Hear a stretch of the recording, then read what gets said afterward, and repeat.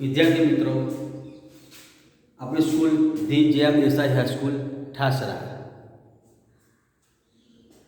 આપણે ધોરણ 11 કોમર્સ, ધોરણ 11 કોમર્સમાં આપણો વિષય છે એસપીસીસી.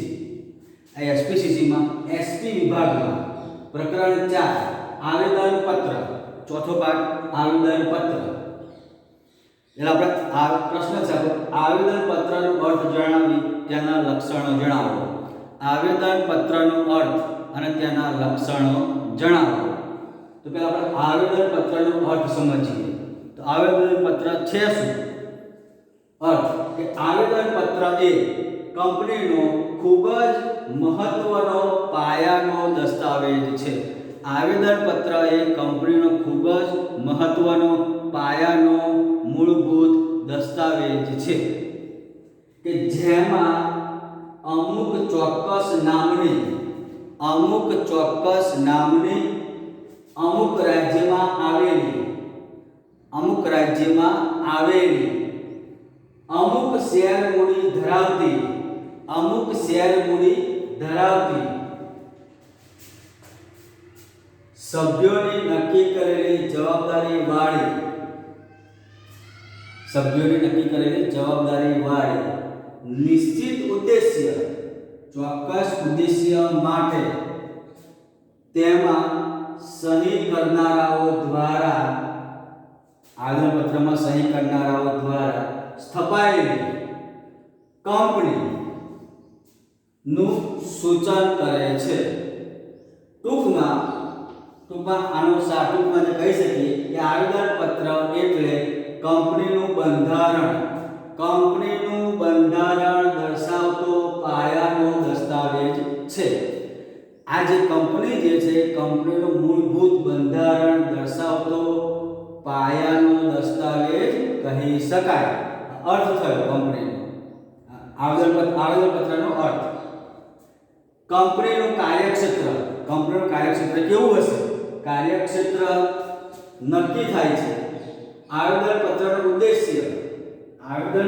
જે ઉદ્દેશ્ય જે હોય છે, એનો જે હેતુ જે હોય છે, એ હેતુ શેરધારકો, લેણદારો અને કંપની સાથે સંબંધ ધરાવતા પક્ષકારોને કંપનીના ધ્યેયો અંગેની માહિતી આપવાનો છે. કંપનીના ધ્યેયો કયા છે એ માહિતી આપવાનો છે. હવે લક્ષણોમાં જોઈએ. લક્ષણો કયા છે? તો 1, આવેદનપત્ર એ કંપનીનો મૂળભૂત પાયાનો દસ્તાવેજ છે.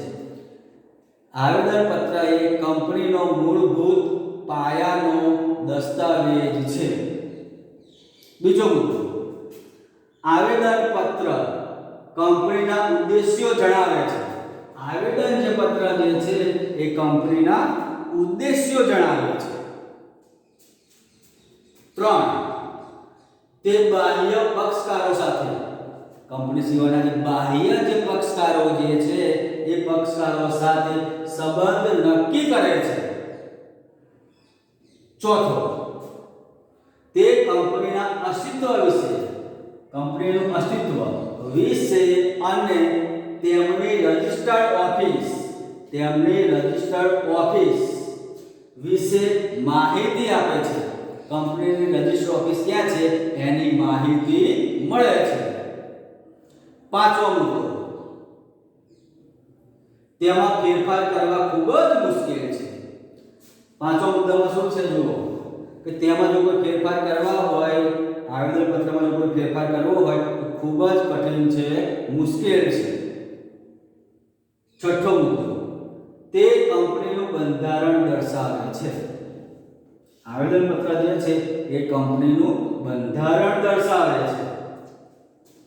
આપણો એક આ પ્રશ્ન થયો. એના પર લક્ષણો જોયા. હવે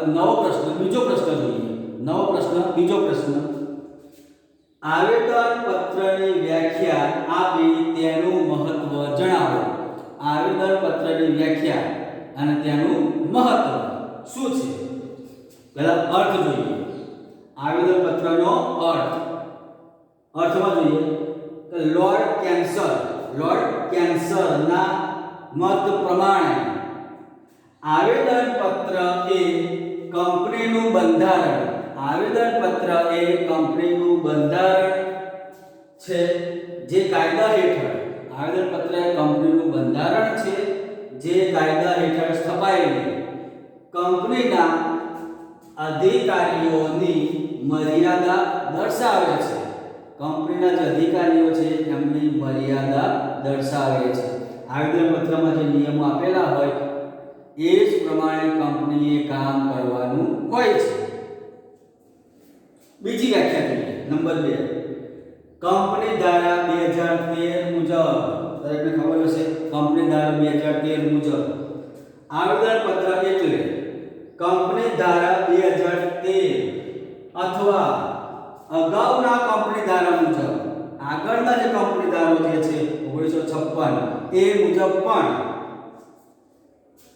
ઘડેલું અથવા વખતોવખતની જોગવાઈઓને, જેમ જેમ સમય જાય છે વખત થાય છે એની જોગવાઈઓને આધીન રહી ફેરફાર કર્યા મુજબનો દસ્તાવેજ છે. આવેદનપત્રનો અર્થ જોયો આપણે. અર્થ જોયો આપણે. હવે એનું મહત્વ જોઈશું કે આવેદનપત્રનું શું મહત્વ છે. તો પહેલો એનો મુદ્દો છે કંપની માટે. એમાં જોઈએ કે કંપની માટે આવેદનપત્ર પાયાનો મુખ્ય દસ્તાવેજ છે. આવેદનપત્ર એ કંપની માટે પાયાનો મુખ્ય દસ્તાવેજ છે જેના પર કંપનીની ઇમારત ચણવામાં આવે છે. એ આવેદનપત્રને આધીન રહી કંપની પોતાનું કાર્ય કરી શકે છે. એટલે કંપનીની ઇમારત ચણવામાં આવે છે. આવેદનપત્ર કંપનીનું બંધારણ અને કાર્યક્ષેત્ર દર્શાવે છે. તેની બહાર જઈને, આવેદનપત્રની બહાર જઈને કંપની કોઈ પણ કાર્ય કરી શકતી નથી. આવેદનપત્રની બહાર જઈને, એ નિયમોથી વિરુદ્ધ જઈને કંપની કોઈ પણ કાર્ય કરી શકતી નથી. કંપની કેટલી સત્તાવાર મૂડી ધરાવે છે, તેમજ તેના સભ્યોની જવાબદારી મર્યાદિત છે કે બાંહેધરી પૂરતી મર્યાદિત છે તે આવેદનપત્ર પરથી જાણી શકાય છે. કે એના સભ્યોની જવાબદારી કેવી છે એ આવેદનપત્ર પરથી જાણી શકાય છે. મર્યાદિત છે કે બાંહેધરી પૂરતી મર્યાદિત છે એ આપણે આવેદનપત્ર દ્વારા જાણી શકીએ છીએ. આવેદનપત્રની રજિસ્ટર ઓફિસની કલમ પરથી કયા અદાલતી ક્ષેત્રમાં આવે છે, રજિસ્ટર ઓફિસની કલમ પરથી જાણી શકીએ છીએ આ જે કંપની જે છે કયા અદાલતના ક્ષેત્રમાં આવે છે તે આપણે જાણી શકીએ છીએ. પહેલો મુદ્દો પૂરો થયો. બીજો મુદ્દો જોઈએ. નંબર 2, કંપનીના લેણદારો, વેપારીઓ અને બેંકો માટે. એ મુદ્દામાં જોઈએ. કંપની જે કાર્ય કરવા માંગે છે તે માહિતી મેળવીને લેણદારો, વેપારીઓ, બેંકો નાણાં ઉછીના આપવા કે નહીં તેનો નિર્ણય લેતા હોય છે. કંપની જે કાર્ય કરવા માંગે છે એ જાણીને, એ માહિતી મેળવીને, કંપની જે કાર્ય કરવાના હોય એ માહિતી મેળવીને લેણદારો કે કંપનીને પૈસા આપવા કે નહીં, વેપારીઓ કે બેંકો કે ઉછીના નાણાં આપવા કે નહીં તે નિર્ણય લઈ શકે છે. કંપની પર દાવા માંડતી વખતે, કંપની પર દાવો માંડવાનો હોય તે વખતે તેનું નામ તથા રજિસ્ટર્ડ ઓફિસનું સરનામું ઉપયોગી બને છે. કંપની પર દાવો માંડવો હોય એવા સંજોગોમાં રજિસ્ટર ઓફિસનું સરનામું જે છે એ મહત્વનું બની રહે છે કે ઉપયોગી બને છે. જવાબદારી કલમને આધારે કંપની સાથે કેટલી હદ સુધી સંબંધ બાંધવો તે નક્કી કરી શકાય છે. કે જવાબદારીની જે કલમ છે એને આધારે કંપની સાથે કેટલો આપણે સંબંધ બાંધવો કે જાળવવો એ નક્કી કરી શકાય છે. આ બીજો મુદ્દો પૂરો થયો. આ નંબર 3 માં જોઈએ. ત્રીજો મુદ્દો છે જાહેર જનતા માટે. જાહેર જનતા એટલે દેશના જે નાગરિકો જે છે આપણે સમગ્રની વાત. મુદ્દો છે આપણો જાહેર જનતા માટે. સમાજની કોઈ પણ વ્યક્તિ કંપનીમાં નાણાં રોકવા માટે, સમાજની કોઈ પણ વ્યક્તિ જે છે કંપનીમાં નાણાં રોકવા માટે પ્રાથમિક જે માહિતી જે છે એ પ્રાથમિક માહિતી આવેદનપત્રમાંથી મેળવી શકે છે. કંપનીમાં નાણાં રોકવા કે ના રોકવા આ જે પ્રાથમિક જે માહિતી છે એ આવેદનપત્રમાંથી મેળવી શકાય છે. આવેદનપત્ર એ જાહેર દસ્તાવેજ હોવાથી, આવેદનપત્ર તો જાહેર દસ્તાવેજ છે જેથી જરૂરી ફી ભરીને તેની નકલ મેળવી શકે છે. આવેદનપત્ર જો આપણે મેળવવું હોય કંપનીનું તો એની જરૂરી ફી ભરીને એની નકલ આપણે મેળવી શકીએ. તેમાં દર્શાવેલ સરનામે કંપની સાથે પત્ર વ્યવહાર કરી શકાય છે. એમાં જે સરનામું દર્શાવેલું હોય છે એ સાથે કંપની સાથેનો આપણે પત્ર વ્યવહાર કરી શકીએ છીએ. આ થયો ત્રીજો મુદ્દો પૂરો. આ નંબર 4 માં જુઓ. ચોથો મુદ્દો છે કંપનીના શેર હોલ્ડરો માટે. આ કંપનીના શેર હોલ્ડરોની વાત થઈ. કંપનીમાં નાણાં કોણ રોકે છે? શેર હોલ્ડરો. દેશના જે નાગરિકો એ કંપનીના શેર ખરીદીને એ કંપનીમાં મૂડી ભેગી થાય છે. ચોથો મુદ્દો છે કંપનીના શેર હોલ્ડરો માટે. કંપનીના શેર હોલ્ડરોને આવેદનપત્રની નીચે મુજબની ખાતરી આપે છે. આવેદનપત્ર છે કેટલીક ખાતરી આપે છે. કઈ?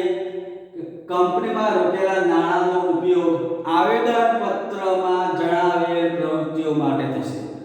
એ વ્યક્તિઓએ કંપનીમાં જે નાણાં રોક્યા છે એ નાણાંનો ઉપયોગ આવેદનપત્રમાં જણાવેલા પ્રવૃત્તિઓ માટે થશે.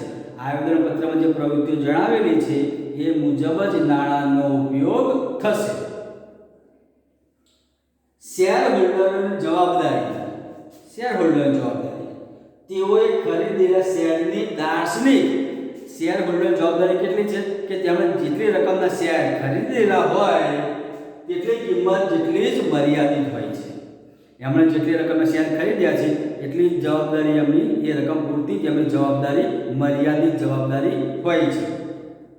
આવેદનપત્રમાં દર્શાવેલ મુજબનું કાર્ય કંપની કરે તો તેને સત્તા બહારનું કાર્ય કહે છે.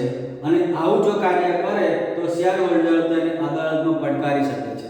કે આવેદનપત્રમાં જે મુજબ કંપનીનું જે કાર્ય છે એ પ્રમાણે કાર્ય કરે, એથી વધારે જો કાર્ય કરે તો એ સત્તા બહારનું કાર્ય છે. જો કંપની સત્તા બહારનું કાર્ય કરે તો આ શેર હોલ્ડરો જે છે એને અદાલતમાં એને પડકારી શકે છે. આ થાય આપણો એક પ્રશ્ન જે છે એ પ્રશ્ન ખૂબ ધ્યાનપૂર્વક તમે જોજો. દરેક વિડીયો તમે જોશો તો લાઈક આપવાનું તમે ભૂલશો નહીં.